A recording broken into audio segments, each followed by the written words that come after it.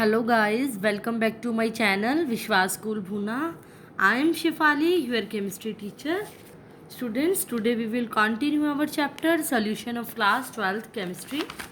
Students, पिछले video में मैंने आपको बताया था वांटो फैक्टर के बारे में, जिसको हम स्मॉल आई से डिनोट करते थे, जिसका सिर्फ बेसिक मैंने इंट्रोडक्शन दी थी कि वांटो फैक्टर की चीज़ क्या है और इसकी ज़रूरत क्यों पड़ी। फिर से रिकैप बता दूं पिछली वीडियो का। मैंने कहा था कि जो वांटो फैक्टर जो कॉलिगेटिव प्रॉपर्टी होती हैं वो क्वांटिटी ऑफ सोल्यूट के डायरेक्टली प्रोपोर्शनल होती हैं। अगर सोल्यूट की क्वांटिटी क्या हो जाएगी, डिस्टर्ब हो जाएगी, कम ज़्यादा हो जाएगी, तो कॉलिगेटिव प्रॉपर्टी में क्या आएगी, डिस्टर्बेंस आएगी, ऑटोमेटिकली वो चेंज हो जाएगी। तो इसको ठीक करने के लिए जो एक फैक्टर आया वो क्या था, फैक्टर आई, जिसको हम वांटो फैक्टर बोलते हैं। तो पिछली वीडियो में मैंने आपको ये बता दिया था इसकी ज़रूरत क्यों पड़ी। तो अब मैं आपको ये बताऊंगी कि अब से मतलब अगर हम कोई ऐसा सोल्यूट डाल रहे हैं जो डिसोसिएशन या एसोसिएशन शो करता है, उस केस में क्वांटिटी ऑफ सोल्यूट में चेंज आएगा और उस केस में कॉलिगेटिव प्रॉपर्टी के फॉर्मूले भी अलग हो जाएंगे। उसके साथ एक नया फैक्टर कौन सा आएगा, वांटो फैक्टर। तो मैंने एक नए फॉर्म में फॉर्मूले लिख दिए कि अगर मैंने कोई ऐसा सोल्यूट डाल दिया जो कि डिसोसिएट या एसोसिएट करता है, तो जो हमारी न्यू कॉलिगेटिव प्रॉपर्टीज़ होंगी वो चारों क्या हो जाएंगी, वांटो फैक्टर आई से मल्टीप्लाई। जैसे आर एल वी पी जो थी first, P naught minus P S by P net, वो भी आई से equal to I S B. K B T delta T B is equal to K B M, ये भी I से। Delta T F equal to K F M, ये भी I से multiply हो जाएगी। Pi is equal to C R T क्या हो जाएगी, आई वांटो फैक्टर से मल्टीप्लाई हो जाएंगी। कब होगा, जब कोई सोल्यूट एसोसिएटेड या डिसोसिएटेड हो रहा होगा, तो ऑटोमेटिकली हम ये फॉर्मूले यूज़ करेंगे। या आपको न्यूमेरिकल्स में पता चल जाएगा, अच्छे से क्लियर हो जाएगा जब आपको वांटो फैक्टर की वैल्यू गिवन होगी। वो न्यूमेरिकल्स भी मैं आपको कराऊंगी। उससे पहले मैं आज आपको डेरिवेशंस कराऊंगी, कुछ डिग्री ऑफ डिसोसिएशन और एसोसिएशन के निकालना सिखाऊंगी। सबसे पहले मैं बताऊंगी किसके लिए हम निकालते हैं, ये स्ट्रॉन्ग इलेक्ट्रोलाइट के लिए, सॉरी वीक इलेक्ट्रोलाइट के लिए हम ये निकालते हैं। वीक इलेक्ट्रोलाइट के लिए क्यों निकालते हैं, इसका रीज़न भी मैं आपको देती हूँ। पहले मैं आपको एक एग्जाम्पल बताती हूँ। फॉर एग्जाम्पल मैंने कोई लिया, एस्टिक एसिड ले लिया, यहाँ मैंने उसको डिसोसिएट किया। जब डिसोसिएट किया तो वो CH3CO नेगेटिव और H पॉजिटिव में टूट गया, क्योंकि ये क्या है, वीक है। वीक मैं आपको बता दूं, वीक इलेक्ट्रोलाइट +1 के इक्विलिब्रियम में मैंने आपको बताया था कि जो पूरी तरह से डिसोसिएट नहीं होते, कंप्लीटली डिसोसिएट नहीं होते, उनकी डिग्री निकालेंगे। क्योंकि जो पूरी तरह ही डिसोसिएट हो गए उनकी कैसे हम डिग्री निकालेंगे, डिग्री ऑफ डिसोसिएशन किसकी निकालेंगे, कितना डिसोसिएट हुआ है। डिग्री का मतलब ही यही होता है। तो अगर पूरा ही हो जाएगा तो 1 में से 1 डिसोसिएट हो गया, तो डिग्री तो क्या ही होगी उसकी। इसलिए हम वीक इलेक्ट्रोलाइट मतलब जो 100 में से मान लो 50 कोई डिसोसिएट हुआ है, तो उसकी डिग्री हम डिसोसिएशन कैसे निकालेंगे। फॉर एग्जाम्पल इस एस्टिक एसिड वीक है, एसिड है, इसको मान लिया मैंने टी टाइम इक्वल टू 0 पर, इसके मैंने 1 मोल्स लिए। अभी ये टाइम 0 है, स्टार्ट नहीं हुआ डिसोसिएशन, तो इसके 0 मोल्स बनेंगे। At time T is equal to T पे मैंने मान लिया कि स्टार्टिंग में मैंने मान लिया, इसको मैं 100 लेके चलती हूँ, मान लो 100 ले लिया और 0 हो गया। मान लिया इस 100 में से 50 मोल्स इसके क्या हो गए, डिसोसिएट हो गए। अब देखो सोचने की बात क्या है, एस्टिक एसिड का 1 मोल था, जब वो टूटेगा तो एक इसमें और एक H पॉजिटिव में टूटेगा। ऑब्वियसली एक एक दोनों के बनाएगा ना आयन। तो क्या होगा, जिस तरह से 100 मोल्स के अंदर 50 जब डिसोसिएट होंगे तो वो 50 किसके बनाएगा, इसके, और 50 H पॉजिटिव के बनाएगा। ऑब्वियसली बनाएगा ना, क्योंकि एस्टिक एसिड जब टूटेगा तो एक CH3O नेगेटिव और एक H पॉजिटिव में। इसीलिए जब टूटेंगे 50 मोल मान लो इसके टूटेंगे 100 में से, तो 50 इसके बनाएंगे तो 50 इसके।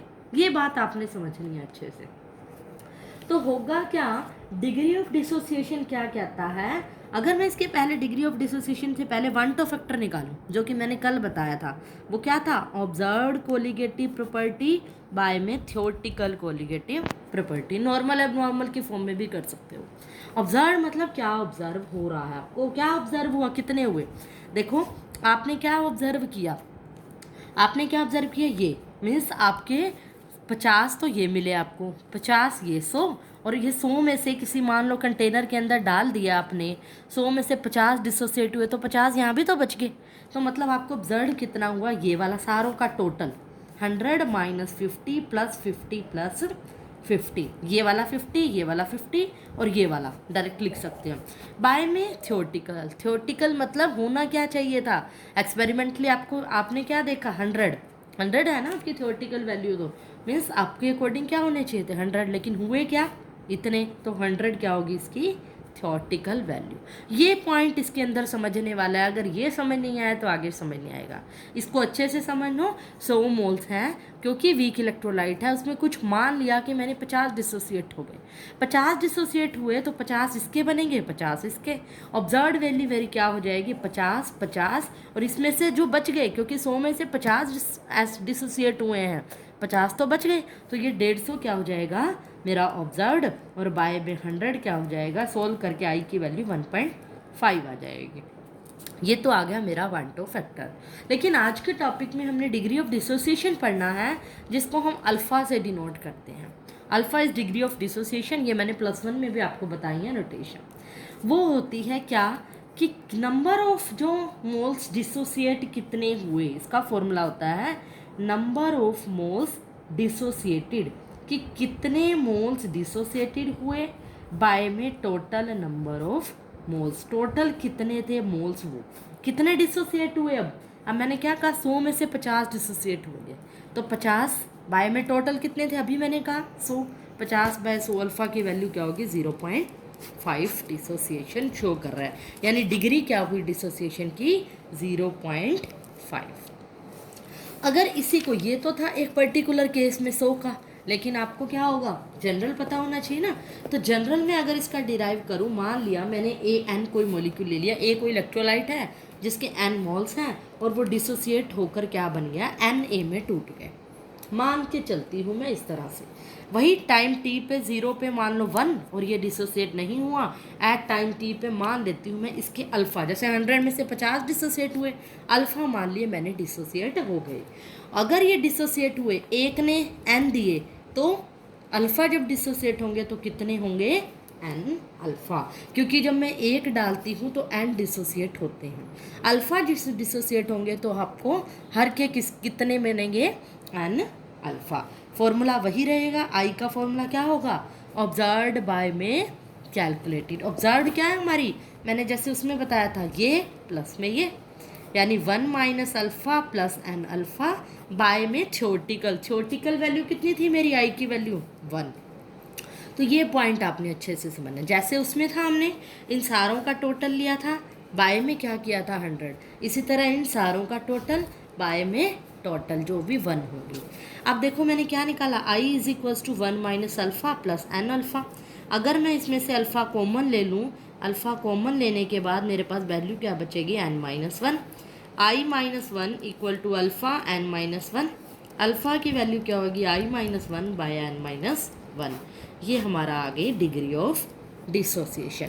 अल्फ़ा I क्या है यहाँ पे वांटो फैक्टर, n कितने मोल्स डिसोसिएटेड हुए हैं, और अल्फ़ा क्या होगी डिग्री ऑफ डिसोसिएशन। तो आज के बाद आपको न्यूमेरिकल्स आ जाए, कोई ऐसा सल्यूट मिल जाए जो डिसोसिएशन शो कर रहा हो, उसकी डिग्री ऑफ डिसोसिएशन निकालनी हो, तो आप फॉर्मूला क्या लगाओगे, I माइनस 1 बाय में n माइनस 1। और आपको अगर याद हो, कल मैंने फॉर्मूले जो बताए थे I के, वो MC बाय में MO भी बताया था, कैलकुलेटेड मोलिकुलर मास बाय में ऑब्जर्व्ड मोलिकुलर मास। तो I की जगह उस फॉर्म में भी आंसर निकाल सकते हो, मैं उसमें भी आपको एक बता देती हूँ। I की जगह मैं क्या पुट करूँगी, MC बाय में MO minus 1 by n minus 1, LCM लेंगे, MC माइनस MO बाय में MO इंटू n माइनस 1, ये हमारी अल्फ़ा की वैल्यू। जब आपको मोलिकुलर मास दे रखा हो तो अल्फ़ा का ये फॉर्मूला पुट करोगे, वांटो फैक्टर दे रखा हो तो फॉर्मूला ये पुट करोगे। तो यही इसका है डेरिवेशन भी कई बार एग्जाम में पूछ लिए जाते हैं, इस पर भी न्यूमेरिकल आते हैं। इसी तरह का केस जो है वो एसोसिएशन का, न्यूमेरिकल मैं अगली वीडियो में बताऊंगी। पहले मैं आपको डिसोसिएशन के साथ एसोसिएशन का केस बताऊंगी। पहले फटाफट से इसका स्क्रीनशॉट लीजिए और इसके नोट्स बनाइए। चलिए गाइस, आगे हम करते हैं डिग्री ऑफ एसोसिएशन का केस। जब भी मैंने डिग्री ऑफ डिसोसिएशन के मैंने डेरिवेशन बताया, अब मैं एग्जांपल लेके चलती हूँ एसोसिएशन का। एसोसिएशन का मतलब होता है जब कोई मोल्स जुड़ जाते हैं। फॉर एग्जांपल वीक इलेक्ट्रोलाइट ही लेना है। मान लिया एसिटिक एसिड बेंजीन में डालने के बाद, मैंने कल भी बताया था आपको कि कोई सॉल्वेंट मान लो डालने के बाद वो क्या हो गया, डाइमराइज शो करता है, हमें पता है। डाइमराइज किया, बैलेंस किया तो क्या होंगे 2 मोल्स। वही केस सिमिलरली मेथड पिछले वाला टी टाइम 0 पे मान लिया कि इसके 100 मोल्स थे, ये एसोसिएट नहीं हुआ इस बार, वहाँ डिसोसिएट बोल रही थी, एसोसिएट मतलब जुड़ा नहीं। At time T is equals to T पे मान लिया कि 50 मोल्स एसोसिएट हो गए। अब ये पॉइंट नोट करने वाला है, देखो जब मैंने 2 मोल्स लिए तो मुझे कितने ऑब्टेन्ड हुए, 1, आधे ऑब्टेन्ड हो रहे हैं। 2 मोल्स डाले तो एसोसिएट कितने होते हैं, आधे, 2 का आधा 1। अब 50 अगर एसोसिएट हो जाते हैं तो मुझे इसके कितने एसोसिएट होंगे फॉर्म, 50 का हाफ यानी 25। इसको ऐसे भी लिख सकते हैं 50 का हाफ ऑब्टेन्ड होगा। Is that clear? इसी के केस में मैं अगर वन टू फैक्टर निकालूं, ऑब्जर्व कोलिगेटिव प्रॉपर्टी, ऑब्जर्व क्या है मेरी 50 प्लस 25, 75 बाय में 100, 75 बाय में 100 यानी 0.75 क्या हो जाएगी मेरी आई की वैल्यू, वन टू फैक्टर की वैल्यू। डिग्री ऑफ डिसोसिएशन क्या होगी इस केस में, यहाँ पर डिग्री ऑफ डिसोसिएशन नहीं बोलेंगे, एसोसिएशन बोलेंगे। इसको भी हम अल्फा से ही डिनोट करेंगे इस चैप्टर में, क्योंकि किसी की डिग्री है। किसी बुक्स में बीटा भी शो कर देता है एसोसिएशन से, बट हम एसोसिएशन और डिसोसिएशन को डिग्री को अल्फा से ही लेके चलेंगे, तो बीटा आ जाए तो भी कंफ्यूज नहीं होना, चाहो तो आप बीटा भी ले लो। बीटा क्या होगा यहाँ पे कि कितने मोल एसोसिएट हुए, कितने मोल हुए एसोसिएट, 50 लिए कितने थे मैंने 100, और क्या आ गया 0 पॉइंट क्या आ गया, इसको सॉल्व करके जैसे पिछले केस में आया था 5/2 1/2 की वैल्यू 0.5, यानी अल्फा की वैल्यू एसोसिएशन का केस हो या डिसोसिएशन का केस, अल्फा की वैल्यू क्या आएगी 0.5, क्योंकि मोलिक्यूल सेम ही एसोसिएट या डिसोसिएट हो रहे हैं, इसीलिए इसका सिंबल हम अल्फा ही लेके चलते हैं। अब मैं इसका जनरल बताऊं, जनरल में मानो कोई भी एक इलेक्ट्रोलाइट है वीक, उसके डायमराइज हो गए, मान लो डायमराइज ना कहो, एसोसिएट कितने हुए n मोल एसोसिएट हो गए, और इसको बैलेंस करने के लिए n वही टाइम t इक्वल टू 0 पे 1, ये 0 टाइम t पे क्या होगा 1 माइनस अल्फा। अब मैंने क्या बताया, ये पॉइंट समझो, यहाँ क्या आएगा अल्फा बाय n। ये पॉइंट देखो किसी को समझ में आया, यहाँ जैसे 50 का हाफ किया था, यहाँ मैंने अल्फा का क्या करना पड़ेगा n से डिवाइड। क्यों करना पड़ेगा इस कंसेप्ट को समझो, देखो स्टार्टिंग में मैं कहने n मोल लिए, n में डाले तो एसोसिएट 1 हुआ, 1 मोल लूँगी तो एसोसिएट 1/n होगा, यहाँ अल्फ़ा मोल एसोसिएट हो रहे हैं तो क्या आएगा अल्फ़ा बाय n, इसीलिए ये आया अल्फ़ा बाय n। तो इस कंसेप्ट को बिल्कुल इसीलिए मैंने ये पहले बताया था। अब जनरलाइज आपने डेरिवेशन करना है, अगर एग्जाम में डेरिवेशन आता है तो सिर्फ आप जनरलाइज करके बता सकते हो, ये मैंने समझाने के लिए किया है। ओके, तो अब फिर से आप वैल्यू किसकी निकालोगे, वन टू फैक्टर की भी निकाल सकते हो। आई की वैल्यू क्या आएगी, ऑब्जर्व्ड, ऑब्जर्व्ड क्या है इस बार मेरी, इन दोनों का total 1 minus alpha plus alpha by n, by में थियोरटिकल वैल्यू कितनी है मेरी 1, तो ये आ गई। 1 तो नेग्लेक्ट किया जा सकता है, 1 मान लो मैंने अल्फ़ा कॉमन लिया तो 1/n माइनस क्या आ जाएगा 1, आई को इधर ले आओ, 1 को इधर ले आओ, -1 equal to alpha 1 minus n/n, alpha की वैल्यू i -1, और ये पे क्या हो जाएगा n ऊपर चला जाएगा 1 माइनस n। तो यानी एसोसिएशन के केस में हमें वैल्यू क्या मिल गई, i -1 into n by n minus 1 minus n, या इसको माइनस कॉमन लेके भी लिख सकते हो। i -1 नहीं लिखना, अगर आपने नेगेटिव कॉमन ले लेते हो तो 1 माइनस आई इंटू एन बाय में n-1 हो जाएगा, उल्टा हो जाएगा, यहाँ से बाहर माइनस आ जाएगा, तो मर्जी आपकी n-1 लिखना है तो ये वाला 1 माइनस आयोटा होगा, आई होगा। तो इस तरह से ये जो डेरिवेशन था हमारा अल्फ़ा का था फॉर डिग्री ऑफ एसोसिएशन का, जब हमें आई की वैल्यू गिवन हो। इसी तरह जब हमें आई मैं पुट कर लूँ MC/MO जैसे उस केस में किया था, तो अल्फ़ा क्या बन जाएगा, आई की जगह MC/MO पुट करो, n as it is n-1, LCM लो, MO माइनस MC क्या बन जाएगा, NMO N-1। तो आप फॉर्मूला क्या यूज़ करोगे, तो आपको डायरेक्ट आप क्या कर सकते हो, अगर MC/MO दिया हो तो आप ये वाला फॉर्मूला यूज़ कर सकते हो। अब आपको फॉर्मूले लर्न करने की जरूरत भी नहीं है। अगर मैं आपको एक शॉर्ट ट्रिक में बताऊं कि डिग्री ऑफ डिसोसिएशन और एसोसिएशन के लिए सिर्फ आप एक ये कंसेप्ट ध्यान रखो कि डिग्री ऑफ डिसोसिएशन के अंदर आपको क्या टोटल रखना, ऑब्जर्व कितना रखो, 1 minus alpha plus n alpha. और एसोसिएशन के केस में क्या ध्यान रखो, 1 minus alpha plus alpha by n. सिर्फ ऑब्जर्व याद रख लो, थ्योरेटिकल तो है ही क्या 1, इसको डिवाइड करके आई की वैल्यू निकाल लो। ये किसके बराबर है, आई की वैल्यू है ये, आई की वैल्यू ये ध्यान रख लो। ये सारी डेरिवेशन तो आप एट ए टाइम भी कर सकते हो। बाकी न्यूमेरिकल करोगे तो और ज़्यादा अच्छे से समझ होगा।